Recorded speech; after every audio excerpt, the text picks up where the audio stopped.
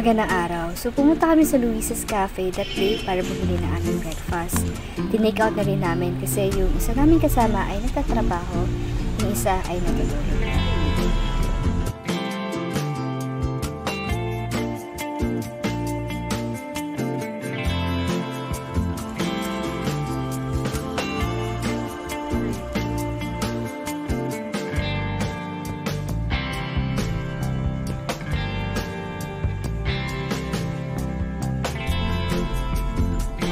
Lumabas kami mga around 3 p.m. or 4 p.m. yata yan. Pumunta kami sa SM Baguio para mamasyal and bumili rin ng mga kailangan natin. After that, pupunta kami sa Craft 1945.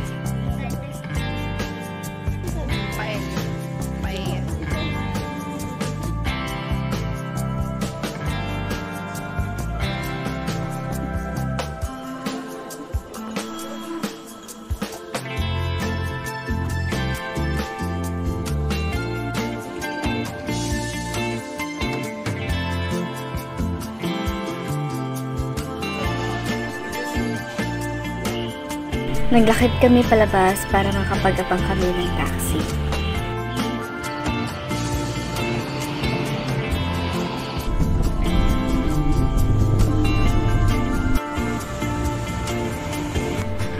Pumunta muna kami sa Viscos para matikman ang kanilang strawberry shortcake and yung iba na lang cakes habang naghihintay kami magbukas ng mga ibang stores sa night market.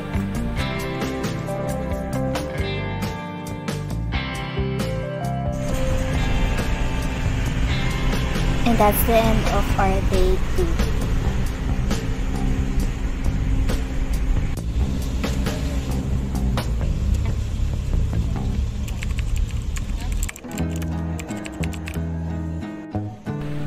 Since late kami nagising and napag-desisyon na namin around 10 a.m.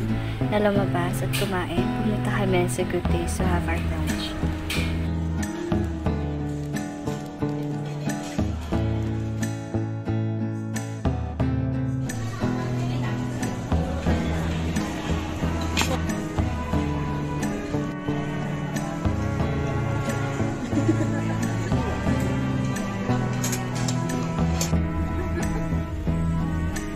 After ng brunch, bumalik muna kami sa tinutuluyan namin para ibaba yung pagkain and then pumunta kami dito sa Mirador Heritage and Eco Spirituality Park.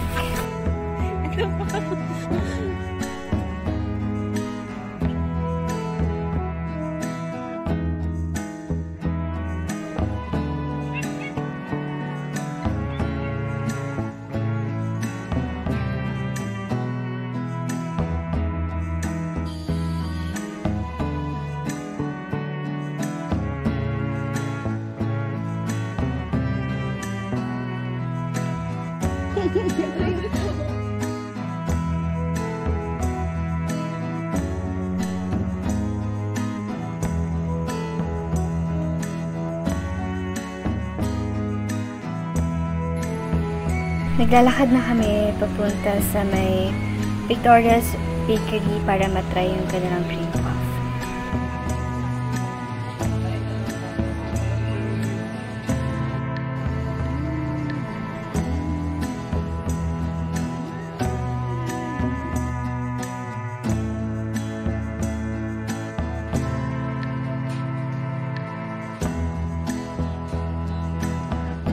Pumunta din kami sa may Ililigha para makapag-merienda na rin.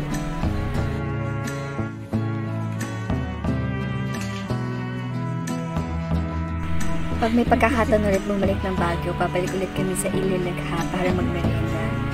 Kasi we really enjoy yung food doon sa Ililigha, yung strawberry shake, and then yung mga snacks na binili namin.